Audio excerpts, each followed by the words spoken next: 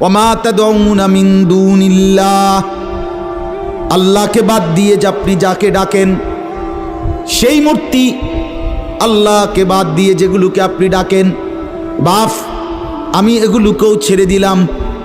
এবার ইব্রাহিম নবী বললেন ওয়া আদউ রাব্বি, আমি শুধু কেবল আমার রব আল্লাহকে ডাক দিলাম। গোটা দুনিয়া ছেড়ে দিলাম বাপ, সংসারও ছেড়ে দিলাম বাপ, আপনি মা বাবার মায়াও ছেড়ে দিলাম, আমি শুধু আমার আল্লাহকেই ডাকলাম। আসা আল্লাহ আকুনা বিদুআই রাব্বি শাকিয়া। এবার ইব্রাহিম নবী বলেন, আব্বা আমি বিশ্বাস করি আমার ওই এক আল্লাহকে ডেকে কেউ কোনোদিন বঞ্চিত হয় না।